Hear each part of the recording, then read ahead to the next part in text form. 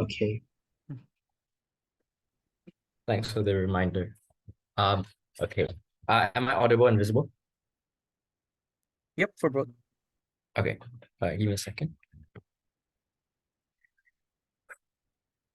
Starting speech in 3, 2, 1. Humor has long been used as a tool for minorities to uplift themselves, to be able to use it as a way of empowering their own people and bringing down those that have already oppressed them for so long. Opposition side fundamentally locks these people out of it the moment at which they allow these people to use this humor as a way to bring down those that trusted them to do the most in their own positions. I think a very simple speech for you today. Firstly, on 3 key layers of setup, and then moving on to 2 substantives. Firstly, on how identity-based self-deprecating humor is further exacerbated and the harms of it are further exacerbated on the side of opposition. And secondly, on how you how you're much better off on proposition side of the house. Right. Firstly, on setup then, as to what this humor looks like and what the world that we live in. 2 things. Firstly, we think that minority entertainers look like your Latinos, your African American comedies. It can be anyone that has a heritage in which in the past they were oppressed and which they were actively put down. But secondly, we believe that this humor, this self-deprecating humor, is taken from pre-existing stereotypes. That is to say, if you're a Black comedian, you would state that, oh, I'm gonna rob all of you guys in the audience. Or it looks like when Jason Leong jokes about overcharging people in the crowd because he's Chinese. These are all self-deprecating jokes that actively play off stereotypes to make their humor important. Secondly, on the prop counterfactual, we like to support jokes instead that are directed against the oppressor. Note that jokes about your identity likely exist on both sides of the house, given it is an important part of who you are and what makes you a comedian. The clincher in this debate was whether you decided to actively degrade your identity in the process or not. We believe it manifests in 2 ways. Firstly, it's a self-deprecating joke, but it doesn't include your identity. That is to say, it looks like I am lazy because I am lazy, and that's like funny because I didn't do something. Or secondly, that you would use your identity, but you wouldn't use it to self-deprecate other people. That is to say, you point it against the oppressor and make them the butt of the joke. For example, if I am a Black comedian, I would make a joke about how dumb the white cop is that stopped me on the road. I'll take that later. But lastly, on the burden then, I think it's really simple. It's to prove that a world in which this kind of identity-based self-deprecating humor doesn't exist, the vacuum is better off being filled by humor that genuinely empowers you, that doesn't latch onto the same stance that has harmed so many other minorities in the first place, and with things that are genuinely empowering. Before I move on, I'll take that point. So, Ethan, you agree that Chinese people make jokes about Chinese people because people find it funny. So do you think in your world, people will stop making jokes about Chinese people? Okay, I don't see how that's relevant, but let's answer the question, right? So we already told you in the setup that yes, you're likely to see jokes about identity existing on both sides, but it's different when it is Chinese people actively putting down, their own like people or the people that they are close to for the sake of pandering to the majority, because that's where a lot of this humor is targeted to. We would like to posit that instead it's much more productive and much more empowering for you to simply point the butt against those that previously oppressed you. Right. Moving on to the first argument then, as to how this identity-based self-deprecating humor in and of itself is harmful and how those harms are further exacerbated. 2 things under this, and there's 2 layers for the first one. Firstly, the fact that this kind of humor leverages off these communities in a bad way. That is to say... That is to say, it attracts the most, you do it because it attracts the most attention to the people. You like to make it extreme, to make it the most appealing. Because in order to create humor that you want to cater to the public, it has to be out of nowhere. It has to be something that they won't expect. And it's going to look like this deprecating humor because it's something that only you could like bring out. It has to be self-deprecating and immense to the point at which it actively puts down yourself and your culture, because that's how you were able to stand out from the crowd. But secondly, the fact that it creates a race to the bottom, wherein comedians of this culture are likely to follow in your footsteps and further extremize it, the point at which they needed to monetize themselves. Because note, there's a limit to how many jokes can be made at a certain level. Because the point at which these jokes were exhausted meant that you had to be the most shocking on the market in order to have any sort of say or any sort of market hold. It meant that comedians were then incentivized to further exacerbate how bad their race was. But lastly, the fact the fact that like you're now representative, right? So so you would say that all minorities were it's unrepresentative. So you say that all minorities rob people, when in reality it's really only certain factions or certain areas. These are the kinds of mistruths that you're then incentivized to spread on opposition side of the house. But secondly, the fact that minority entertainers hold an important position when it comes to the perception of these minority groups. A few layers under this. Firstly, the fact that a minority race means that less people were interested in the first place. It meant they didn't have any exposure or proximity to them. This meant that these entertainers were likely their only exposure to them. And that means that your perception of these minorities is directly influenced by you. That your voice is what they believe every other minority in this group is going to sound like or what they do. You portray the reputation of your community, and when you don't posit them as good people, you directly impact how others are viewed by society. Secondly, the fact you're likely to entrench these minorities further into harm, since you're an icon, you're the source of inspiration around this culture, which means that likely film and media, all of these other means of entertainment, they like to pick up on you and they hire you as an actor for your exact same state as like this like representation of your culture. It meant that these stereotypes would like to perpetuate more than outside of more than just comedy, but into things like film and media, other forms of popular culture that reach more and more people around the world. But secondly, how does this trickle down into your communities? Two things under this. Firstly, the fact that it affects the average minority in their daily interactions, right? It means that every person is now painted with this caricature of something that's related to you, and it looks like when blacks aren't employed because they're seen as violent, when black women are paid 1/3 of their white counterparts because they're seen as incapable of doing things due to these stereotypes that you propagate. But secondly, the fact that it's made even worse by the fact that it's irrefutable. That is to say, it comes from a minority entertainer themselves. Then that is to say that like racist people can then refer like, hey, was someone that is just like you said it, therefore it must likely more be true. But secondly, the fact that a lack of proximity is self-perpetuates on opposition side because it subconsciously affects your perception of minorities in the first place. It means that even if you took it with a grain of salt, you're still likely to have it in your mind, principally. Moving on to the second argument then, as to how on opposition side you fundamentally harm these minorities, and this is where we age up, right? The premise of this argument is that humor that is self-empowering is much better able to manifest when you turn around the butt of the joke towards your oppressor, like that white cop. Two layers under this. Firstly, the fact that the unique nature of comedy meant that it was different from political rallies and whatnot, which meant it was the best place to make things like political critiques. The point at which you went to these things because they were universal humor, you lowered your guard and you were more likely to subconsciously absorb information and critiques about societal structures. This works the opposite way on opposition as well. When they're likely to maintain those stereotypes, on our side, your critiques of societal structures and racism were much more impactful, the point at which they were able to be absorbed by the audience. But secondly, the fact that other minorities are able, the fact that your experiences directly relate to other minorities who have shared those exact same experiences. It was when you were able to empower, it's when you empowered yourself on the stage, that you were able to empower the other people on the ground as well, and tell them that, yes, you can do those same things, that you can fight back against those that have oppressed you without needing violence. The impact of this is simple, is that proposition side never needed to solve racism in the first place. It's the fact that we were able to improve the perception of minorities that mattered, because it wasn't about counteracting the entire force of racism, but simply minimizing the perpetuation of these harmful stereotypes that have long oppressed these minorities. For all these reasons, you side with the team that brought you like freedom, you side with the team that brought you better perceptions and less racism, you side with. All right, thank you so much for that wonderful speech. I now invite the first speaker of Team Pop. Here.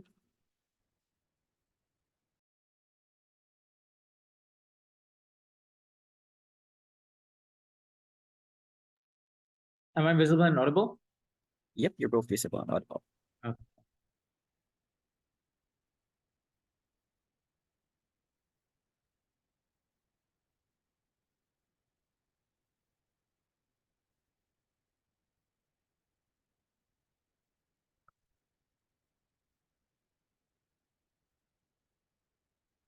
All right, PY is verbally.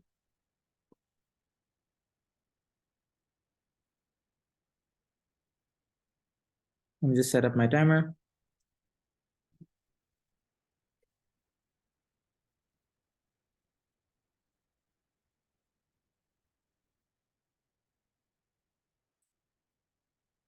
Okay, starting my speech in 3, 2, and 1. Side opposition's case in this debate is extraordinarily simple.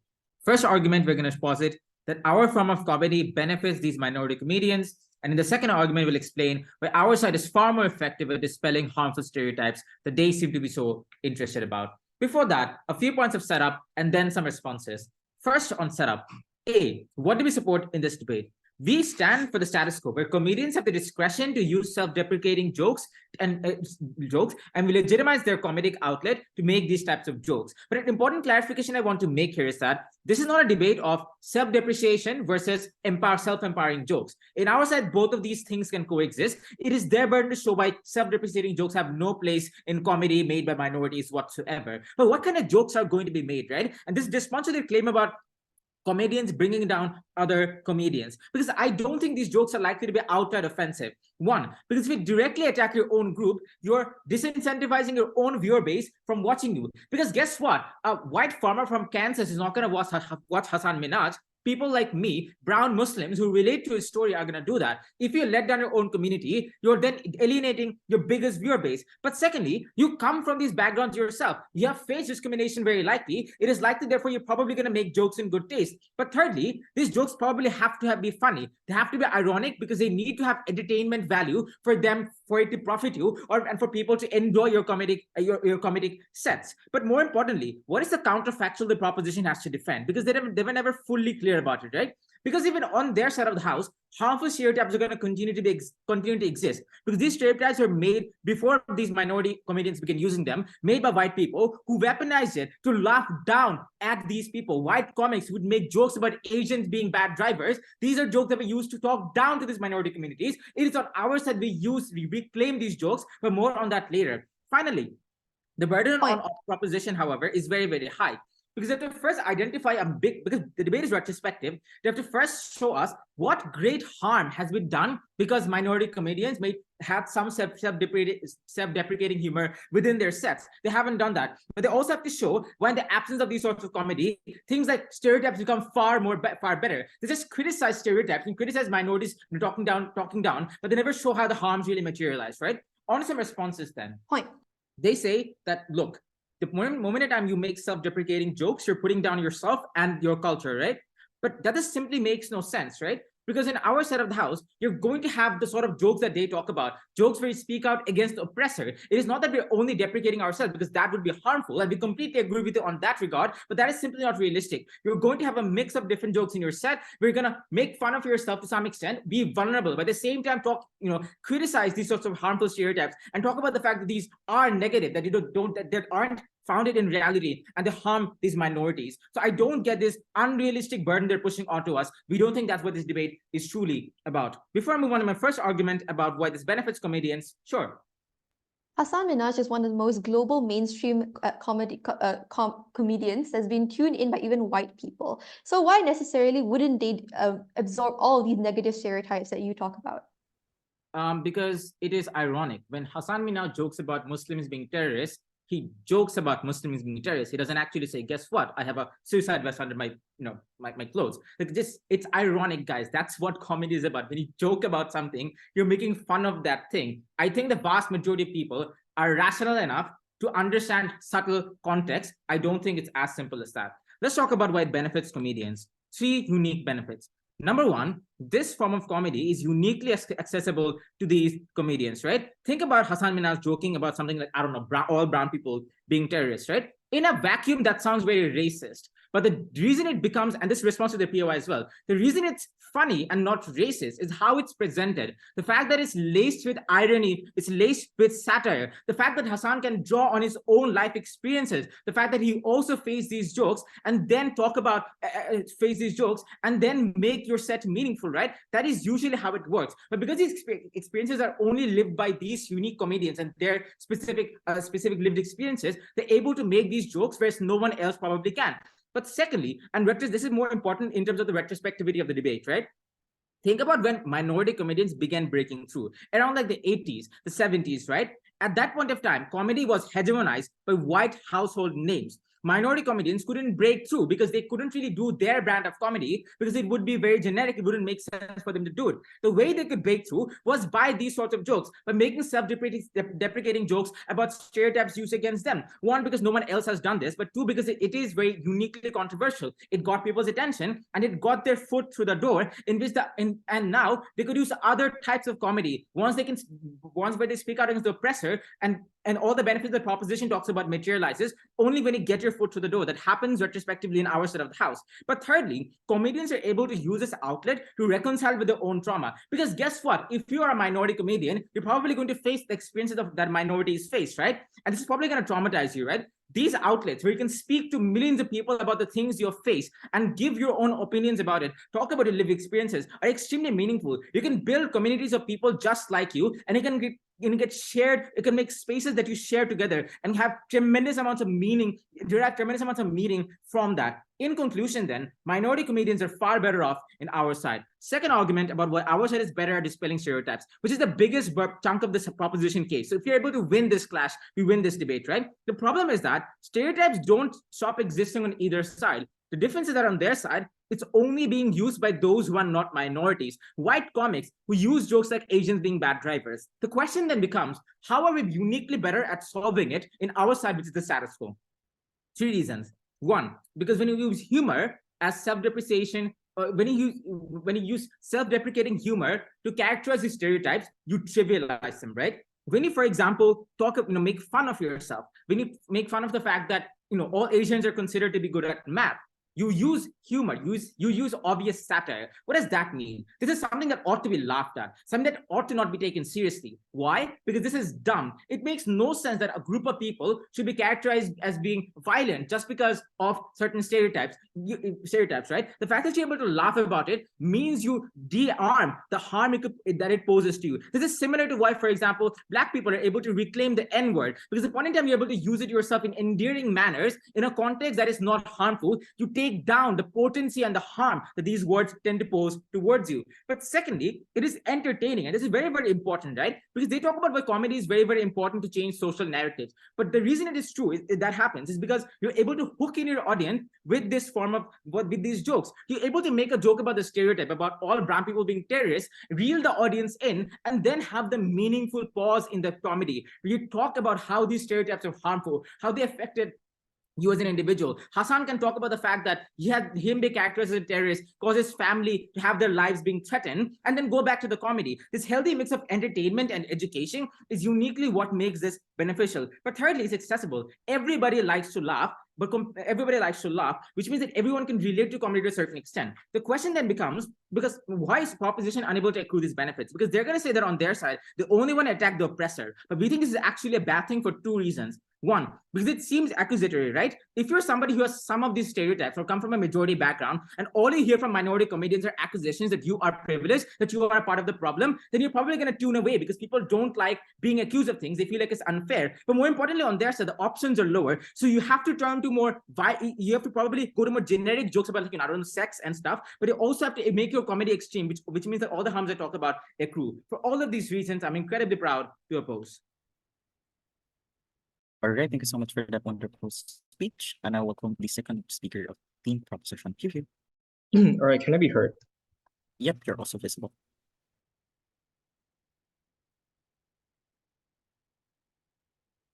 Pure in the chat, please.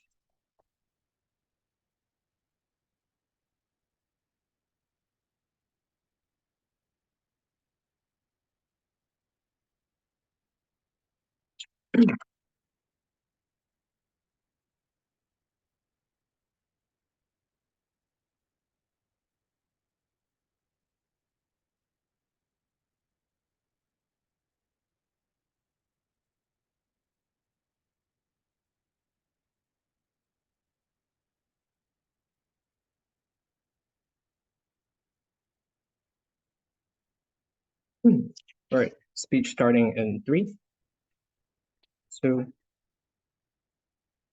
1.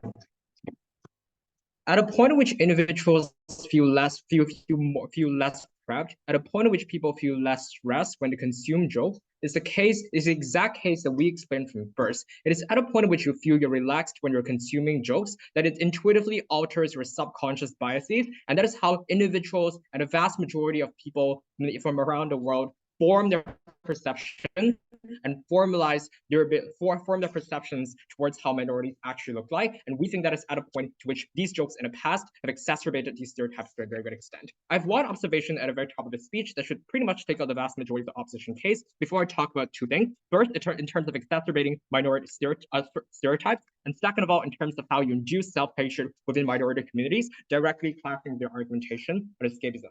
First, in terms of the strategic observation, I'd like to point out the glaring soft stance from first opposition in terms of how these minority artists can use it sometimes and not use it all times. And moreover, the fact that these jokes are not going to be incredibly offensive is the exact reason as to why it undercuts the first argumentation coming from their side of house in terms of how minorities can get clout. Because if it is true that if these jokes are so attractive and these jokes are so capable in terms of allowing individuals to attain massive amounts of clout on your side of house, that it is so unique, then presumably minorities would have to use it as much as possible on your side of the house to actually get it. But in terms of how this likely look like, how are these jokes likely to be offensive? We suggest it likely is, because note them, after first opposition's wishy-washy recharacterization in terms of what jokes are, the conclusion here is that offensive jokes are in fact oftentimes perceived the best and oftentimes receive the most clout as a result, because you strike individuals at the most unexpected points which they don't actually expect it,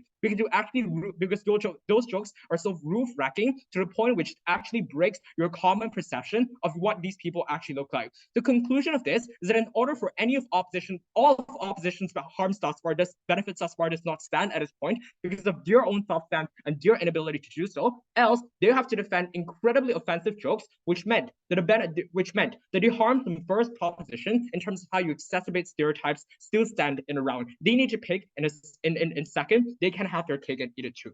First question, in terms of exacerbating stereotypes in the past, we explained from first that minority celebrities are in a unique position of power when it comes to allowing other people, and specifically individuals of other races, to actually form perceptions towards them. The response from first opposition was apparently the fact that there are other reasons and other factors that influence people's perception. For example, if you say that Black African Americans are more prone towards committing crime, that is because they're actually committing crime whatsoever. But this is not engaged with the two tipping points that we gave you. One, that it's from your minority, it's unrefutable because it was brought by your own minority influencer, and therefore every single time minority artists or other people attempt to clarify that we're in fact not criminals, attempt to clarify that in fact we're not as what they portray, people can easily go back to the fact that look, this is what your minority influencers that presumably represent your community, that presumably are the face of your community, said so, which specifically is why it's incredibly hard to refute on their side of house,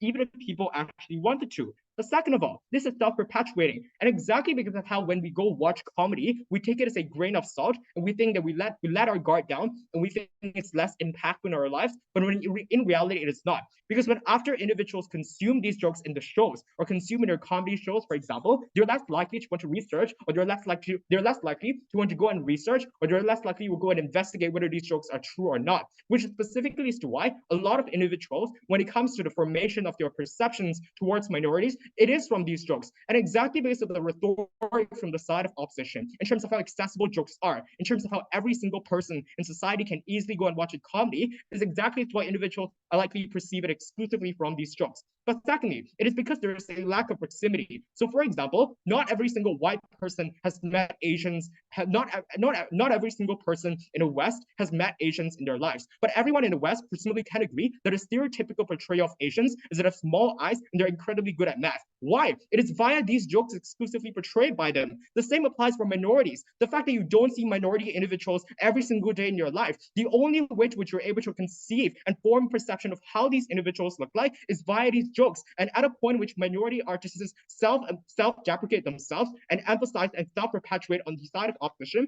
is at a point in which the externality, the negative perceptions from these jokes likely spill over and become the formal perception of how people do it. Why then is this specifically impactful?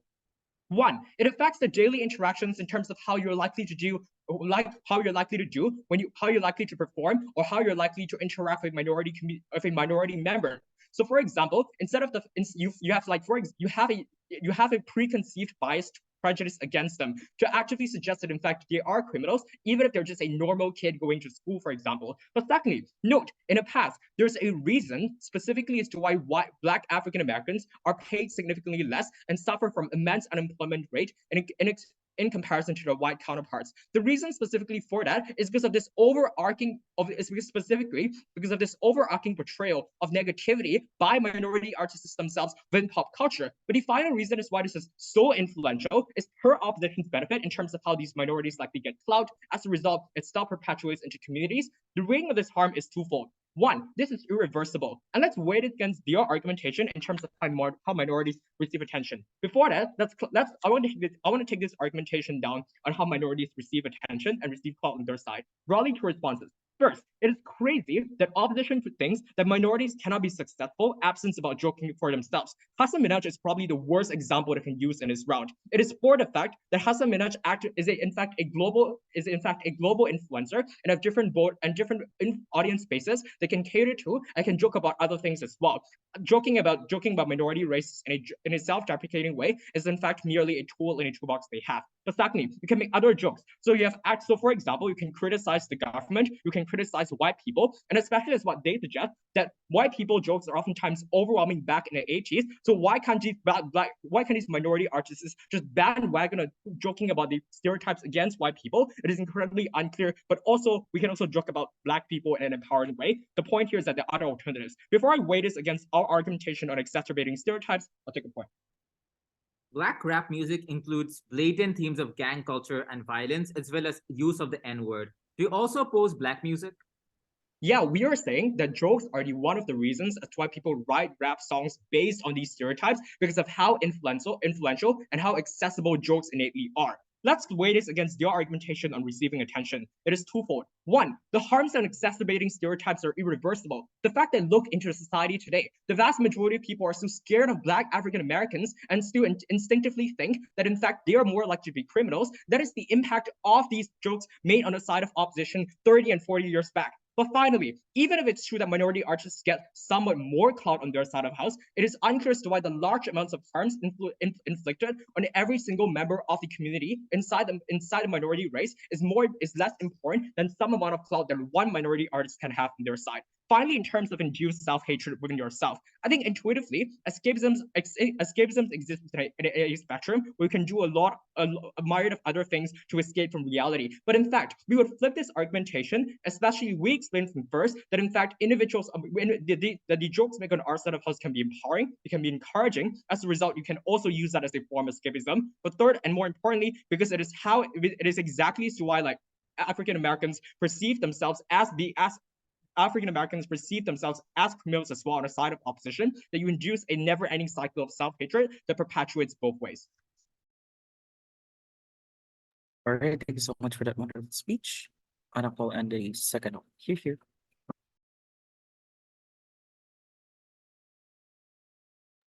Okay, your eyes in the chat.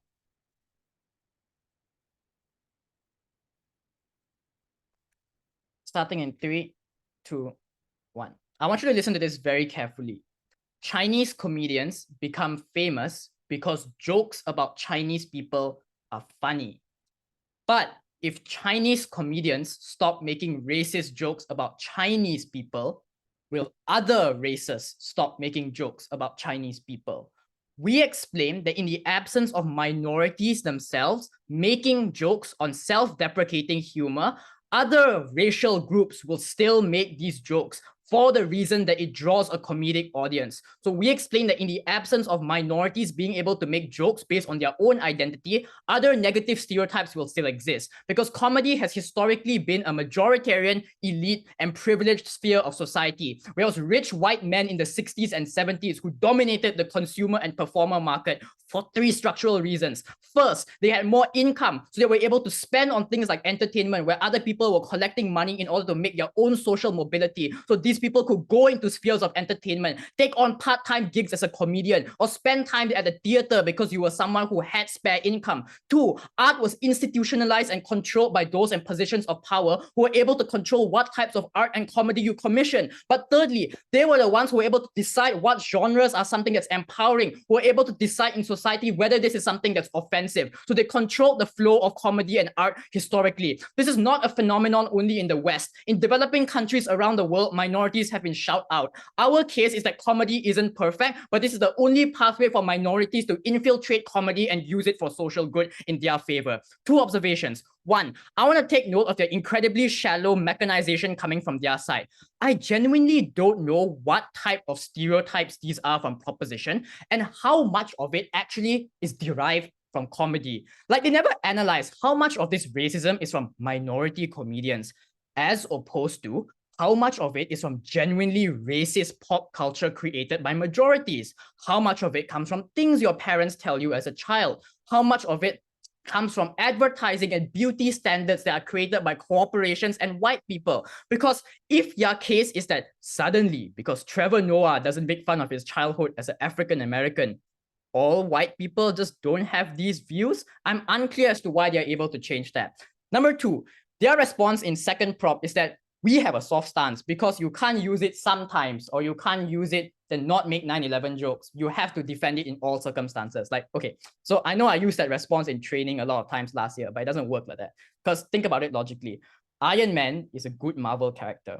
But if you kill Iron Man in Avengers Endgame and you bring him back for Avengers 5 and Avengers 6, clearly Iron Man is less of a cool character. It's less valuable. It doesn't mean we should regret Iron Man. It means that we should have Iron Man when he's best used in entertainment. So we can still optimize the ways that we use these jokes. And the structural reason for this is if you make the same simplistic jokes all over, number 1, less people will come and watch you. Number 2, they will go to other comedians instead who make more enriching, more diverse and interesting jokes that are self-deprecating. So there's an incentive for these comedians to use it in ways that are interesting rather than just being repeating. So this claim about, you're not actually defending a hard stance is very odd. Like, this is not a strategic response. Like, I get what you're trying to do, but it doesn't click very well this round. Okay, 2 issues. 1, individual minority comedians, and 2, on social stereotypes. First, individual minority comedians. Why is it that self-deprecating jokes are uniquely accessible to minorities? 1, because the joke itself isn't very funny unless you weave in your lived experiences. Like, you being able to say that your parent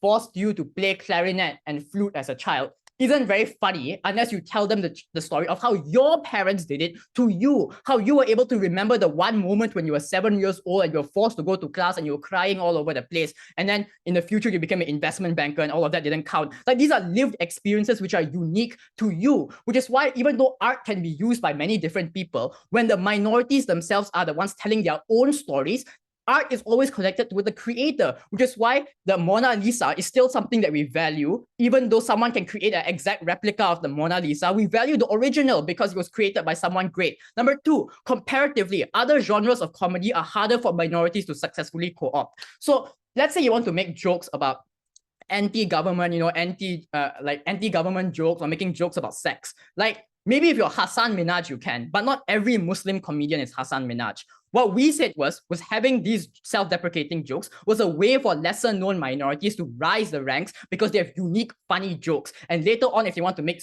jokes about sex or about anti-government jokes, they can weave that into their narrative as well.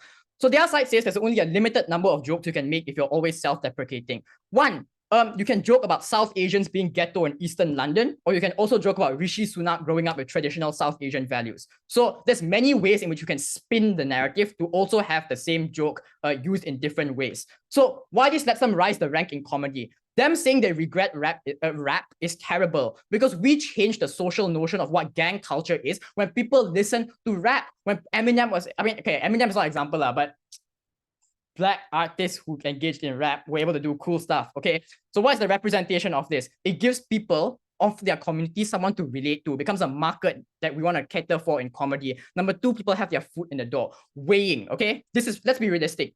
We're not going to make a Satu Malaysia equal heaven overnight, but If people have funnier and more diverse comedy, Right. that's good. Like Harith Iskandar is a legend, man. He makes people laugh. He's inspired thousands of Malaysians to go into comedy. Like, more laughing in the world is a good thing. Ask Mike Wazowski at the end of Monsters, Inc. how he generates power for his cities. Number two, we expand choice. You see, proposition likes to assume. They assume that all minorities don't like these type of jokes. But what if they do? Those who don't like to watch the jokes don't have to watch.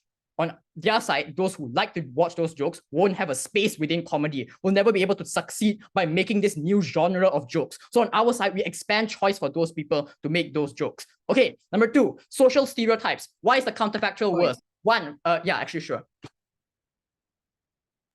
Self-interested white people in the United States would not be interested to joke about white people if minority influencers don't even use it and engineer that line of humor into the people to begin with. Structures that you talk about wouldn't use that, you wouldn't normalize it as profitable to begin with if minority influencers don't even start the trend. No, why? Everyone is racist, man. We're talking about history.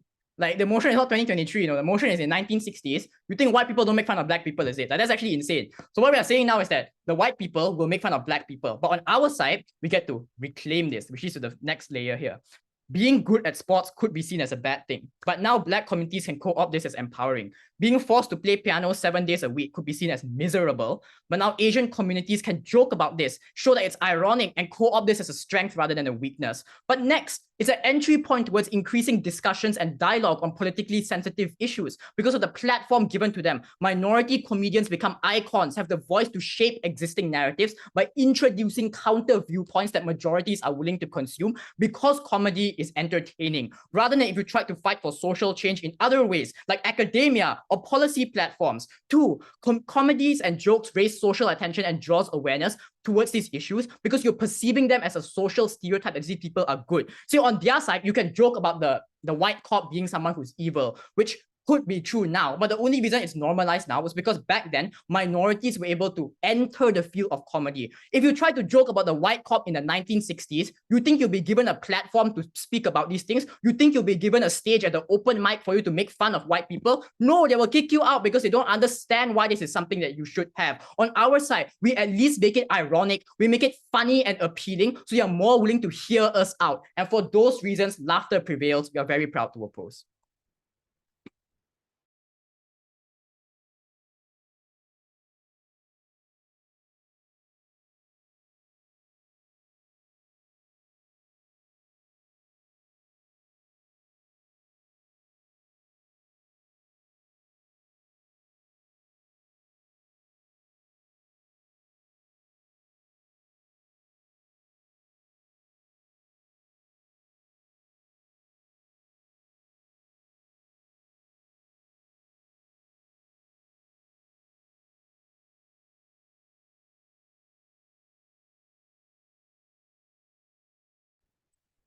All right.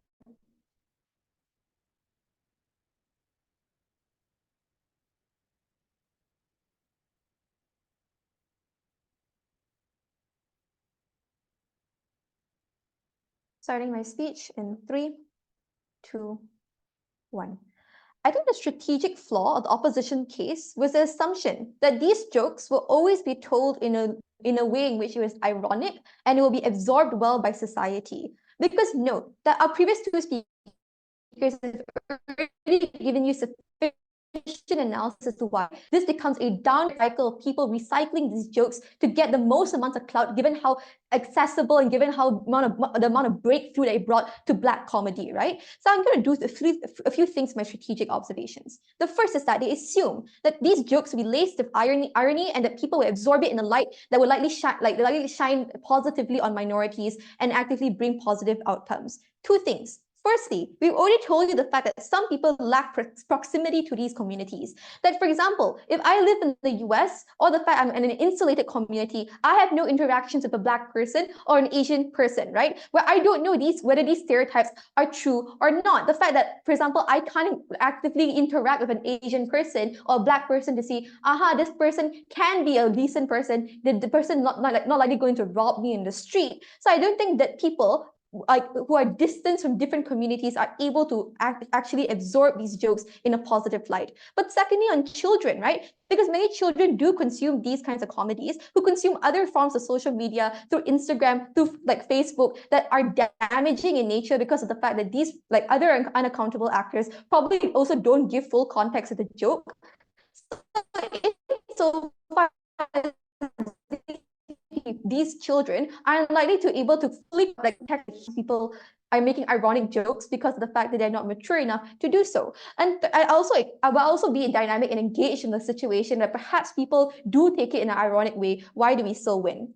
But secondly, they have a very flimsy mechanism, right? When they say, oh, self-deprecation and empowerment, I'll take you later, can also coexist in the same time. And that people will branch out to different things because it's enriching. This cannot work because of the fact that jokes were such a breakthrough in history, they would continue to use it either way. Because of the fact that even if other empowering jokes existed, people, the takeaway of the joke will always be things such as victim blaming, because of the fact that, oh, perhaps a Black person was arrested not because the system was oppressive, but maybe he shouldn't have dressed so suspiciously and wore a hood, right? So I think it overshadowed other jokes insofar as more people could laugh at it according to opposition's characterization. And that was the main takeaway, the joke. They had to defend it being self-deprecating in the most amongst the instances that came at the expense of the minorities. So on the last thing is that they also claim other negative stereotypes will also exist. Actually, I'll just address it my first clash. On stereotypes, right?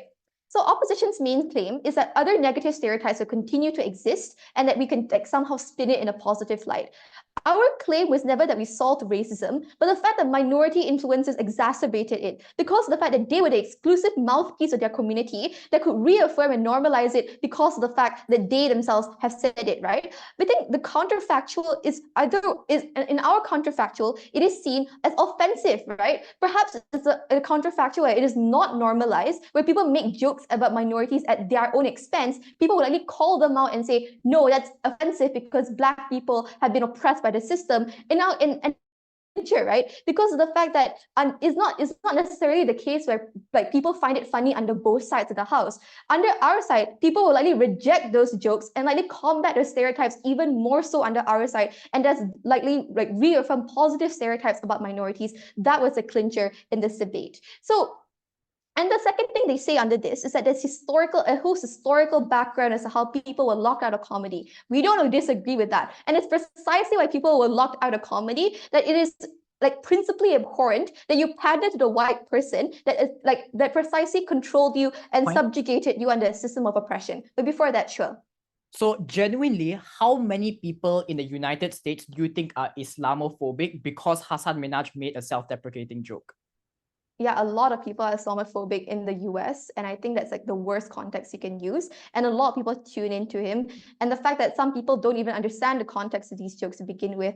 And I think these Islamophobes are also likely like normalize these kinds of jokes to begin with, insofar as it's so like widespread in society, right? So I think that's a damaging context for your case.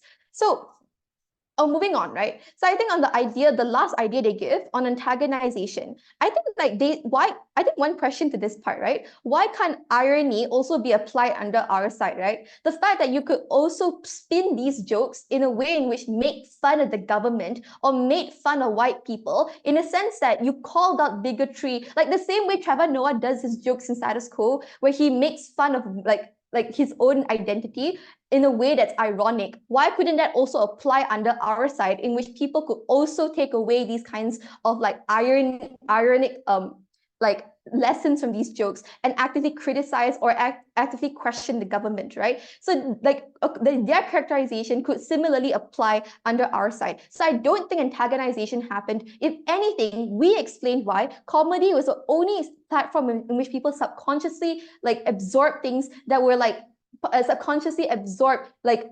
countervailing stereotypes against their own minority groups. The fact that minorities were in a unique position to do so insofar as other platforms like political rallies and other like books that were politicized were ones that would lock people into echo chambers. People tuned into Hassan Minhaj and Trevor Noah universally that spanned across different races and subsets of communities, and that was a unique position as to which you were able to change stereotypes and or at least counteract them. So at the end of this clash, note panel, that our burden was never to solve racism. I think either side agrees on this, but the fact is that in this counterfactual world, were these stereotypes able to be exacerbated and normalized in society, or the fact that you're able to call out these institutions better and pinpoint and spotlight these like issues better? Because note under our side, the butt of the joke goes back to the oppressive government that oppressed you at the end, right? So you're better able to spotlight these issues and raise more awareness insofar as more people question them and place scrutiny. On to the second clash, right?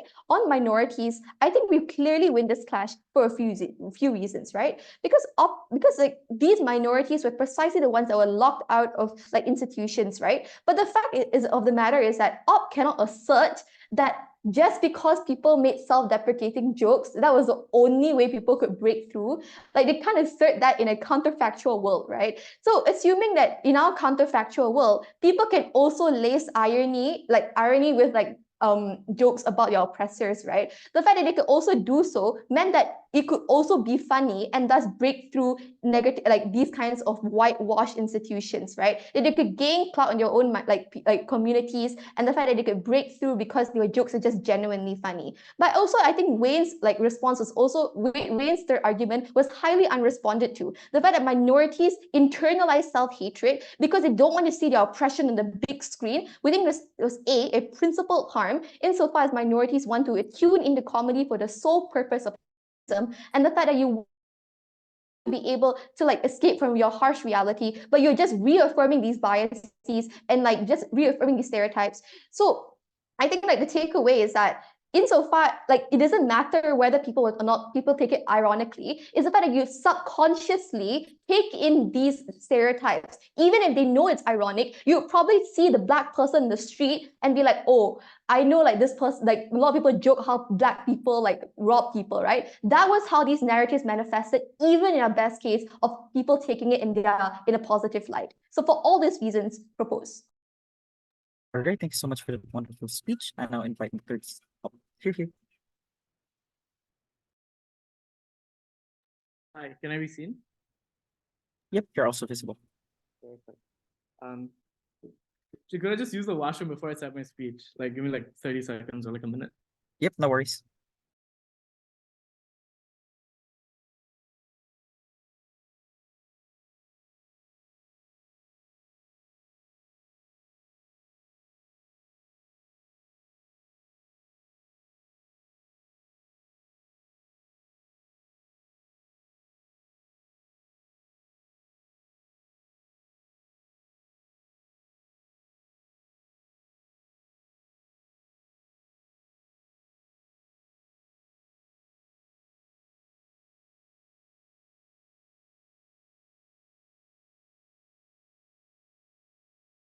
Right. POS in chat, my pronouns are he, him. Great. I'll start my speech in 3, 2, 1. I think the problem with proposition is that they're counterfactual, like it's just the nail in the coffin, right? Because they come out in WAPE and they talk about victim blaming, but the problem with victim blaming and the entire argument on it is the fact that it's not exclusive, but rather it's way worse on their side. The point in time in which you blame other people for what's happening to you is a point in which you stereotype those people to be harmful to you. So when a white person sees a black comedian making fun of white people because they've made their lives worse, is a point in time in which you disassociate with that black comedian way more than you would in our side, because that joke comes at your own expense. And at that point, you feel not only worse about yourself, you feel more hatred and more alienated from those black communities and those people. So when you talk about a lack of proximity, when you see an open TV or Netflix and you see a black comedian making fun of you, that gap of proximity becomes even larger. And it becomes a worse tool for racism.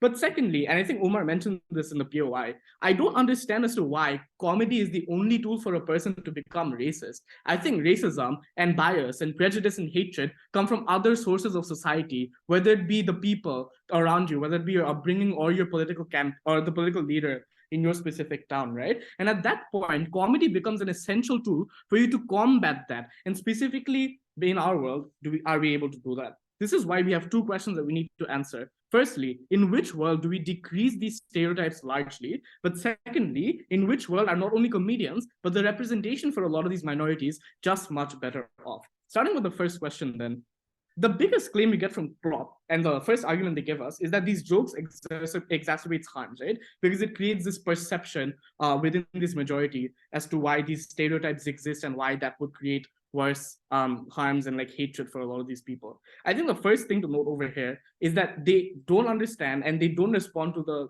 thing that Rubai and Omar talks about regarding influence and malleability.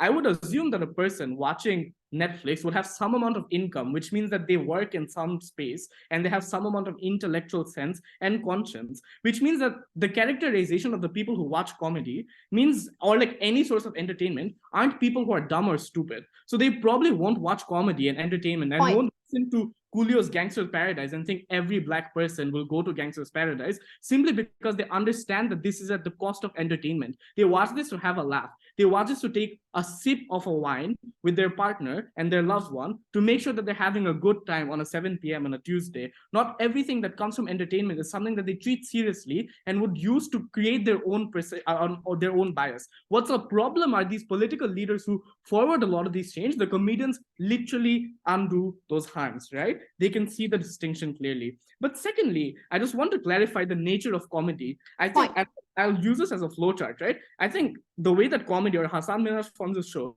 is that firstly, Trump says something racist on TV. Secondly, everyone goes, ooh. And thirdly, Hasan Minhaj comes out in the Patriot Act and makes fun of it and ridicules those stereotypes. That is the comedy. It is laughing at these stereotypes. It is making sure that these stereotypes that exist in society are ridiculed and people are aware of that, which means that these stereotypes that these comedians talk about that harm themselves and harm their own identity aren't things that they bring about themselves, are things that already exist in society. Rather, they use it to make sure that people are aware that they're making fun of it, because it literally does not happen. And even if it does happen, it makes it less harmful and it makes it less threatening. Thirdly, even if your perception is bad of these about these people, we feel like comedians are great people to change it, simply because majority of comedians talk about social commentary. They don't just talk about jokes and then leave the stage, or else they would be clowns. The best comedians in this world, whether it be Dave Chappelle, whether it be Chris Rock, whether it be Bill Burr, whether it be like Hasan Minhaj or other comedians that exist in Asia or America or whichever country, have some sort of meaningful, deep intellectual conversation in every one of their shows.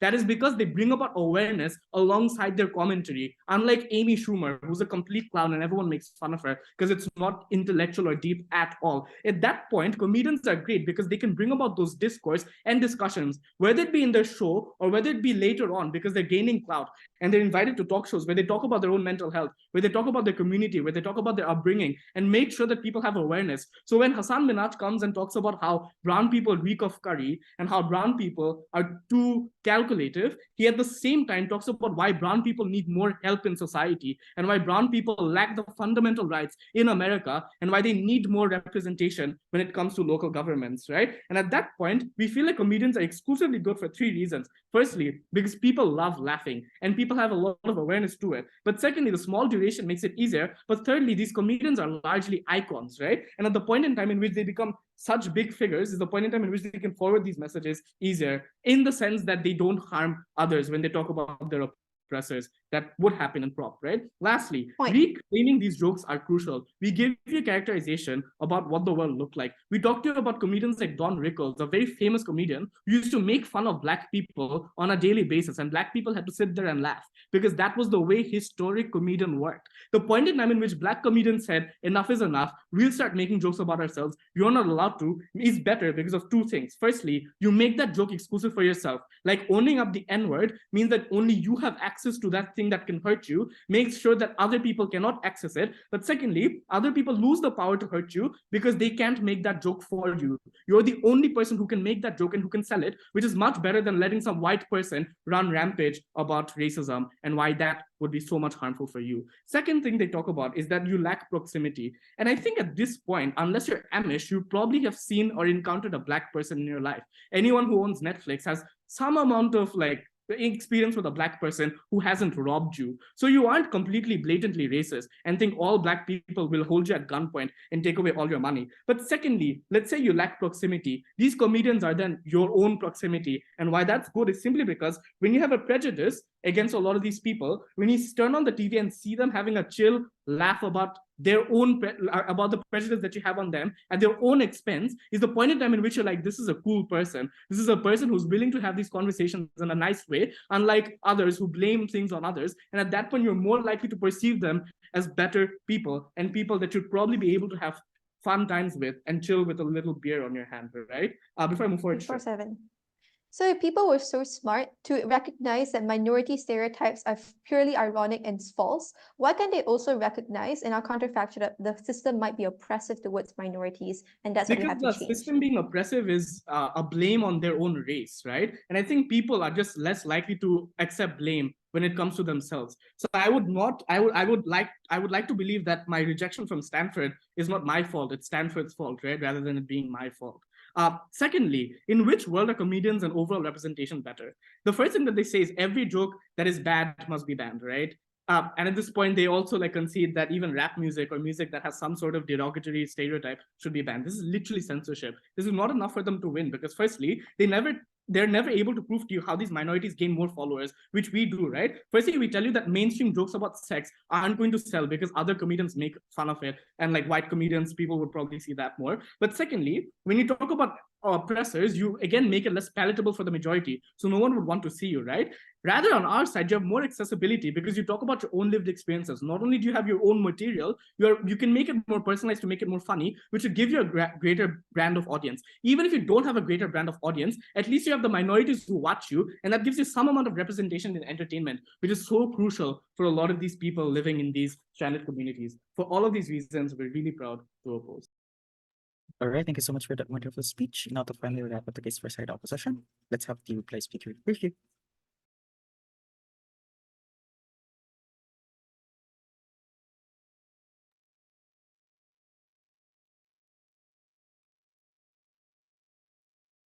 Okay. Wait.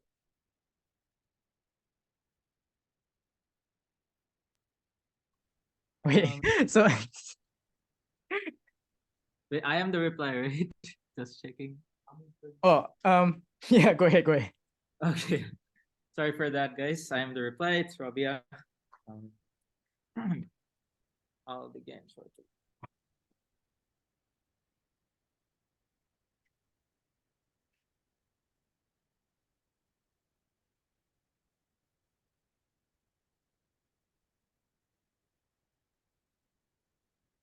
All right, starting in 3, 2, 1. DM Proposition would regret Black Sabbath because it has violent themes.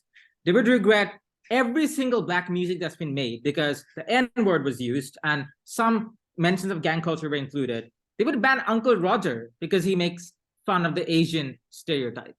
Is that a world you really want to live in, panel? Because I refuse to believe that human beings and their minds are such malleable creatures that a simple joke about how brown people smell like curry would cause you to believe that all brown people are this weird, caustic, crusty group of human beings. I reject that premise. I'm proud to oppose. Let's talk about stereotypes, because that is primarily what this debate is going to be adjudicated by, right? What's the first thing that they say? They say that, why can't you just make jokes that criticize the state? I have 2 responses. One, criticize the majority. Number 1, we are doing that. When you make a joke about a stereotype, jokes are meant to be ridiculed, right? They're meant to be funny, they're meant to be unserious. When you say something is funny and unserious, you're basically calling it dumb, right? If you're laughing at yourself for having a stereotype, you're laughing at the stereotype because the stereotype makes no sense.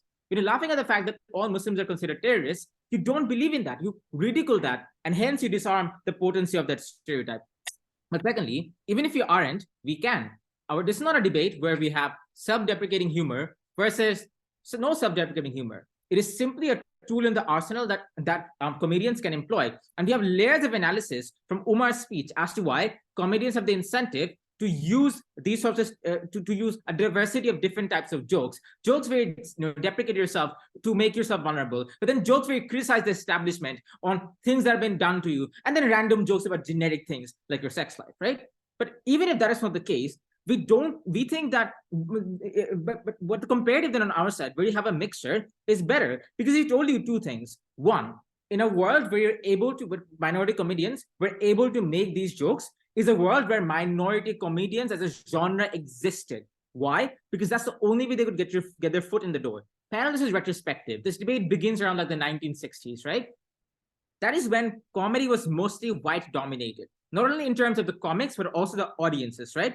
If Trevor Noah walked in and called the American establishment racist and problematic in the 60s, he would be cut off from the program and buried forever as a communist, right? You needed these sorts of vulnerable jokes where you laugh about yourself, you make yourself seem more human for you to get your foot to the table, to ease these difficult conversations into the public sphere. You cannot just come out guns blazing. That is way too upstream. You needed vulnerability for you to begin this genre to start with. And this takes over all the other arguments in this debate. Because if minority comics as a genre didn't exist, none of this debate would happen. We prove that it's likely to happen on their side. But even if that is not the case, let's analyze this debate in the modern context, right? We told you, number one, if you only rely on jokes that accuse the oppressors, that becomes a monotonous way of doing comedy. So either you double down by becoming like more vicious, that tunes out more viewers, or you talk about other things more to fill up the space. You probably won't only talk about criticizing the state. But second of all, but secondly, which is what Adi talks about, right? The fact that you're essentially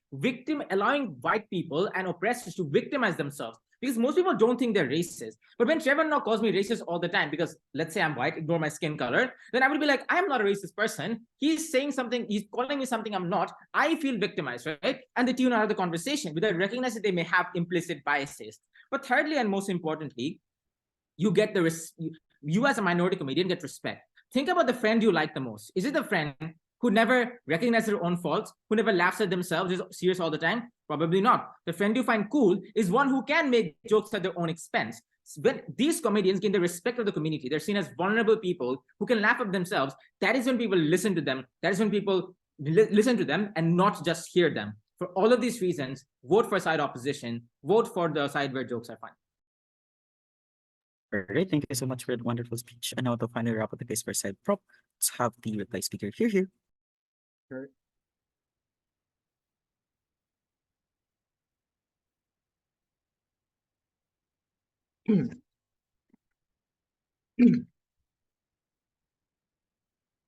Second opposition's Iron Man response and how we can use it when they need it the most to start work.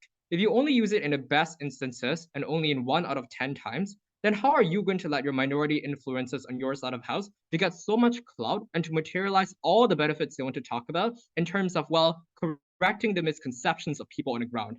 Clearly, if you only use it in some instances and use it in an incredibly unoffensive way, you don't get any of the benefits on the side of opposition. That is the first observation I want to make, that a setup from first opposition merely undercuts the entirety of their case. What is the implication of this? Is that given minority influences on their side of the house, will use it in most cases, use it as much as possible, and use it in the most offensive way? Two questions.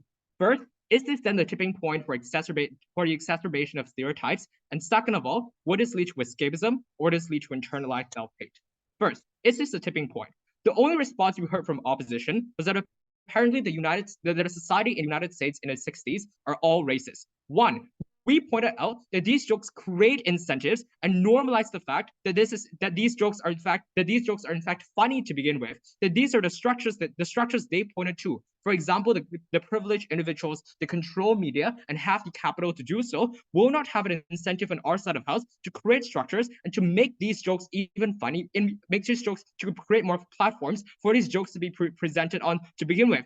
Their response was, well, apparently a racist society want to make fun of minorities. That is not true. Even if they want to make fun of minorities on our side of house, there are a multitude of other things that are funny. They can joke about themselves. They can joke about sex. They can joke about, for example, they can joke about so many other things. They can joke about Asians in the United States. The point here is that minorities were only a tool in the arsenal for them to joke about, as what opposition reply talks about. The problem in the opposition then is that you make minority jokes the front and the center of pop culture on their side of the house. That is what we are arguing on proposition. Note then that third opposition's response on Netflix is irrelevant and ludicrous in its round. Netflix will exist on either side of the house. Clearly, this is not the 1960s context we're talking about. This is 2023. Therefore, we would also flip this and suggest that without those jokes, the impact of Netflix and the shows they create would have propagated even better, because people wouldn't have to go through the impacts of those jokes they create on opposition and therefore only be able to watch those Netflix. They can directly access Netflix on our side. Second, even if that was not true, our burden was never to prove that racism does not exist in the status quo, but in fact, that racism would have decreased to a very good extent, or that the impacts of racism would have been minimized at its core. We told you about how individuals get unemployment as a result of depictions of stereotypical characteristics that form the instinctive response of people on the ground. That white employers automatically would not employ a Black African American if they can choose to employ a white person on their side of house. Those are the instinctive responses that you actually actively exacerbate on the side of opposition.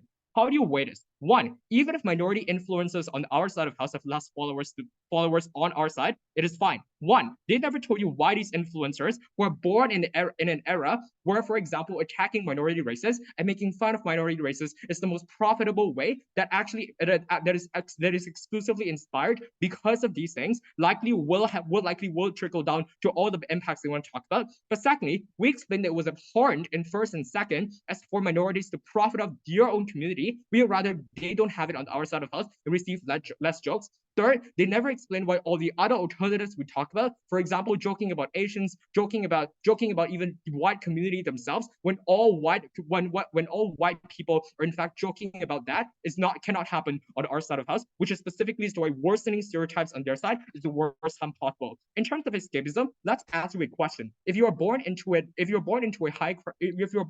area where your community is actively oppressed, when your parents were killed by, for example, as a result of police brutality, do you think that a person from your community talking about your sufferings and actively exacerbating it and making fun of it is a fun experience, as what they would say? Jokes are meant to be fun, but the jokes that opposition creates in its debate were horrible. All right, thank you so much for that wonderful speech, and congratulations everyone for the very contentious and engaging round. Finally, you may now cross the house. You may now